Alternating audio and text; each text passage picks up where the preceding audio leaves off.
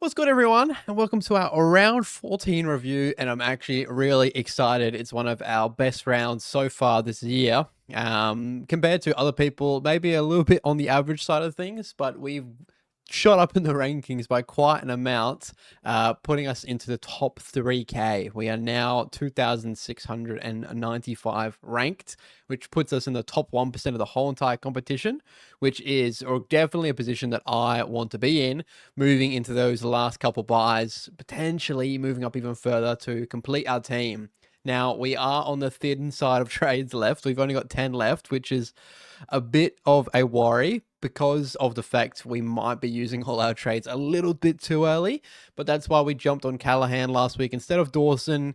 I could have had an even bigger score if we jumped on Dawson, but in the long term, it's allowed me to have a little bit more flexibility when it comes to my final picks for my team and filling them out. So we had a Brown score of 2,170, which has put us in the top 3%. So it was on the higher scale of things, but I saw some massive scores in the 2,300 region because of Dawson being as a captain sort of style. But we had a hero this week, and our hero was our captain, and that was Big Maxi GAWN. There was talk of him going into the week that he was having a shoulder injury, looking to manage that one.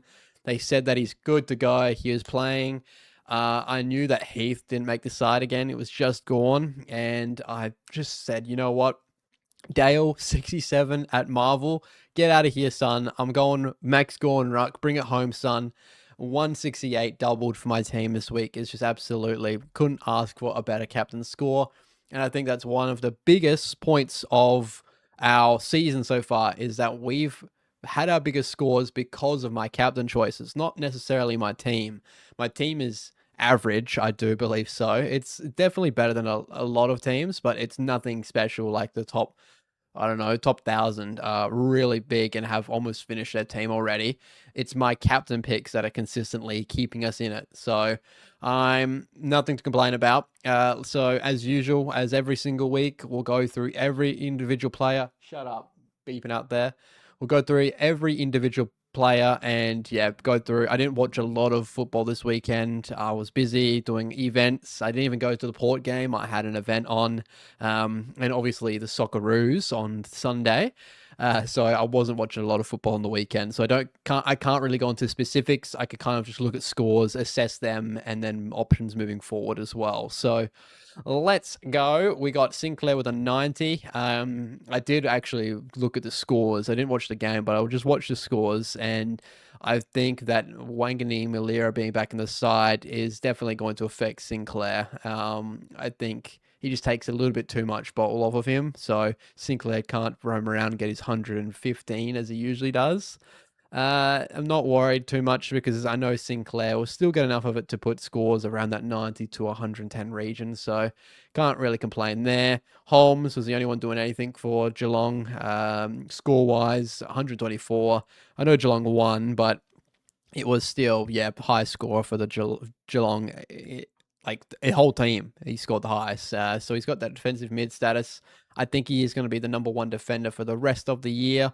And now we go to our first real disappointing one. Bailey Dale, 67, just did not hit as well as he could have. To be fair, the whole Bulldogs team were complete arse cheeks, but he has put up some massive scores. Had floating halfback at Marvel. He loves Marvel. It's usually he gets his back 1-2s down the line. He just racks it up and scores super heavily. And I thought that was going to be the case this week, so I chucked the vice on him. Not the case, just had no impact on the game whatsoever and is a bit of a watch for now. Lockie Ash, 130, back to that halfback role. He was pure halfback. He was playing super well for majority of the game, and then the last quarter just absolutely skyrocketed his score to be one of the highest for the Giants. So 130 you definitely take, and if you jumped on him this week, which I know a lot of people did, you could not complain about that score whatsoever. Farrow, 88, with Roberts going down, which is a bit unfortunate for owners of Roberts. Farrow, 88. And with this buy here, I am so, I'm considering just holding him through the buy. He's got more money to make with that 88 in his cycle. And I think with Roberts out the side, Farrow kind of tries to fill that role a little bit. And that's why he scored as well as he did. As soon as Roberts went out the game, he slowly accumulated those points. So I'm looking to potentially keep Varro there. Because I think that him and I think Merritt was also on that halfback areas as well, which is a little bit interesting. But yeah, I'm happy to hold him at that rate. He's got more money to make. His break even's gone back down again, and that's one of my most proud picks for the year was having faith in him and holding him because he's lost money initially, but he is going to make more money. And yeah, he's given us fieldable scores as he did this week. And then Hugo, 68, fine. You definitely want to take that for a playable player on the bench. Score better than Dale, so yeah, you really can't complain about a 68. Then we had Houston Dirksen on the bench, didn't play. Butters, 128.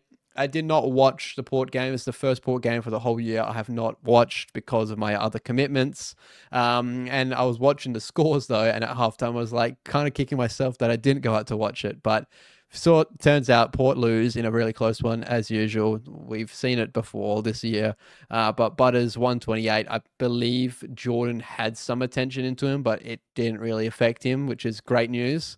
Butters has dealt with the tag way better than he has in recent years. A couple years ago or a year ago, that Mullen tag and Jordan, and yeah, they put a lot of attention into him, and it worked, and it took his impact out of the game. But he's looking to evolve his game, and I think he's taken it out of his game. So happy with that 128. Definitely a captainable score if you had him as captain. Then we go into Bontempelli, was one of the highest scorers for Bulldogs with a 101, which is saying a lot about how that game went for them. Just fine. He trucks along, gives you what he can. 101's fine. Nothing to complain, nothing to praise. We got Oliver, 120. He's been one of the best picks I've had for the whole year. I've said it every single week. He's continuing to impress me with that scoring output. I think that as soon as I saw Tom Green went down to the ACL at the start of the year, I knew that Clayton Oliver was a lock, and that's why I made one of those shorts about him and why you should have him. So yeah, I am so vindicated in that pick, and it's one of my most proud for the year so far. Luke Davies Uniac 101. Better than last week, that's for sure. That's 60 something. And that's also fine. I'm happy with the hundreds, as a lot of people are not. I'm happy with 100 because if I can get a consistent 100 out of everyone every week, there's gonna like take a variability out of my scores. And I'll take a ceiling score every now and then, like a GAWN and like a Sheasel. But yeah, 101's fine. Merritt now coming onto the bye. 109 is okay. He's playing halfback a little bit of a blend between mid and halfback. So definitely a more interesting role for him. He butchered it the year prior, the week prior, but I feel like he's getting into that role a little bit. Could provide some bigger scores as well. And then we got Callahan, one of our trades for the week. Yes, I know. I left Dawson's score on the table, that 180, and got a 93 in return, but a 93 is okay. It's kind of what we expected when we brought them in. Just having three Giants players now and three Gold Coast, it's kind of turning into an expansion team that I've got going here. But a 93 is serviceable, and I'm not going to really complain about that at all. I'm happy with the pick because I still have that salary to use elsewhere in the team for the coming buys as well. Rao 101. Like I said, a 101 by Raul. I am so taking that. He is losing cash, but that's fine because we got that score out of him and we can use him through the buys.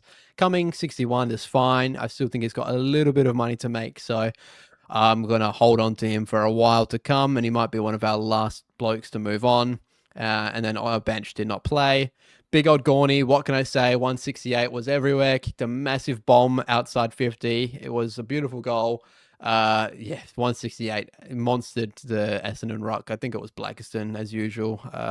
He's just not shop compared to GAWN. So I also, when 2 meter Peter was not in because he's dealing with that injury at the moment, I thought that GAWN was the way forward, only for the fact that when Essendon got on top of Melbourne at Adelaide Oval and Gather Round, 2 meter Peter being on GAWN was a heavy contributor to why they got on top. And he kind of nullified GAWN a bit. So the fact that he wasn't in, I went with GAWN, prayed and hoped that shoulder injury wouldn't inhabit him, and was rewarded. And Jackson did not play, so we had the one ruck this week. And then forwards, we've got Sheasel, 142, absolutely massive. Back to normal Sheasel bowl, Sheezy bowl. Yeah, you cannot complain whatsoever about that 142. Definitely a captable score.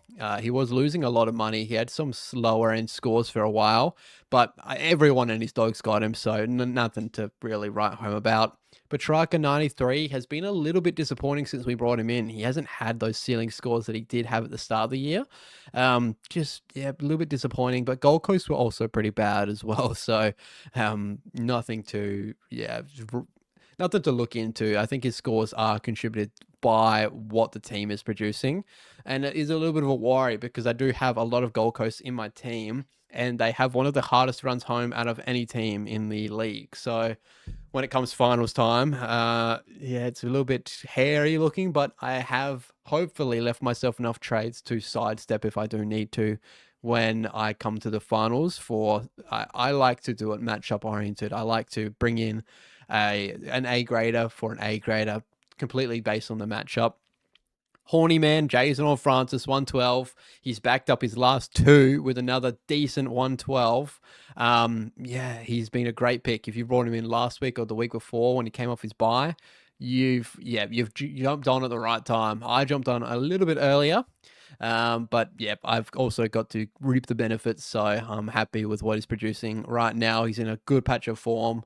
And then Cosy Pickett, 141. He was almost close to outscoring GAWN at one stage. He was just electric. Everything he touched was super impactful.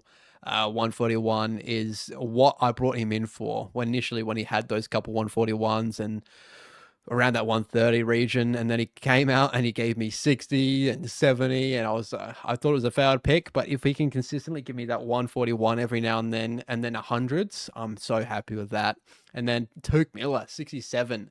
It was interesting to see what type of role he would have with all mids in playing, and we had some sample size from the week earlier. He was the highest scorer out of Petrarca and Ral in my side, bar Anderson, who is consistently performing. But Miller, I thought he would be that 100 just cruiser. I think that he still can be that, and this was an off game, but his time in the middle of the ground was a little bit worrying. He's out of all midfielders the least amount of centre bounce attendances out of the Gold Coast mid, so he's playing a little bit of blend between half forward and midfield.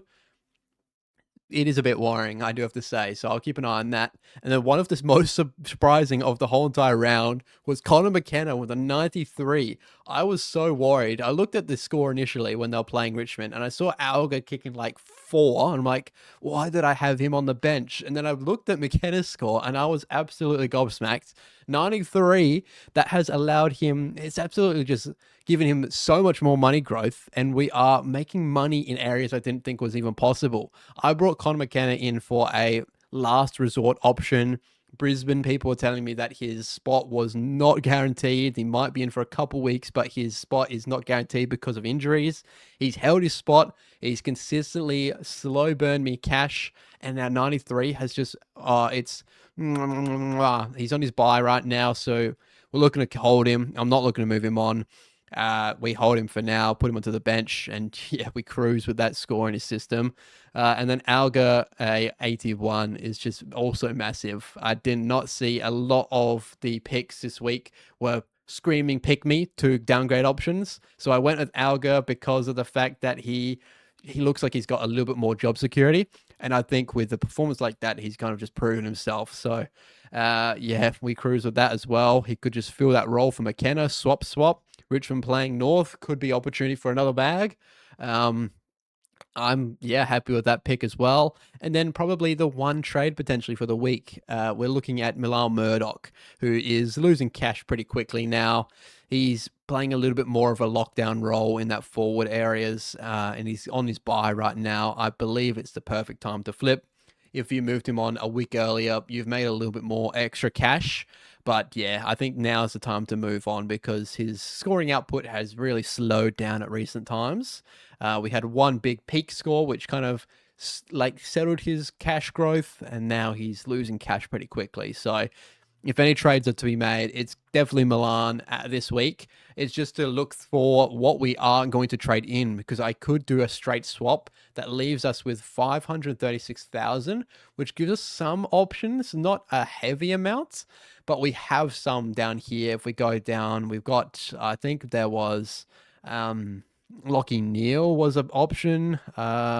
Average wise, we could jump on Whitfield and just go fully in with GWS. Some other viable options. I'm not looking at any of those ones. We're looking at 5-round averages, hey. See, the top of the top, we're not going to be able to afford whatsoever. But we go down a little bit. Yeah, we're right. We're priced just out the range of the blokes that I'm wanting to jump on. But I did see a Lockie Neal, which kind of intrigued me. I think you can never go wrong with a Lockie Neal. But he's also on the buy as well. So there's a couple options available, but that's to dwell on during the week. And I will potentially look at moving on a double upgrade. We could do a double upgrade. I mean, I could move on from McKenna now or Farrow. I really wanted to jump off Farrow this week. That was the intended plan. But with an 88, I'm thinking holding for one more week or a couple more weeks, I might maximize his cash growth with that 88 in his system. So there's a few things to potentially look at this week. Yeah, a few options to dwell over, but that will be in our future video. So hope you enjoyed this one. Definitely exciting one that we're into the top 3K. Looking at my previous years, I think I've been in the top 3K before.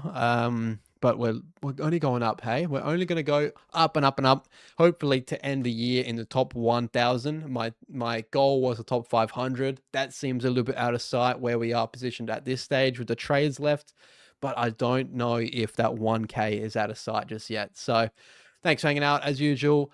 Tips and tricks, please let them know. I'm always learning. I hope you had some insight into the players' scores this week, because I didn't really have a lot of insight. But we move on, and hopefully it's going to get even better from where we are now. Yeah, thanks for the support as usual, and catch you in that final trade and captain video later in the week, Thursday night. Peace out.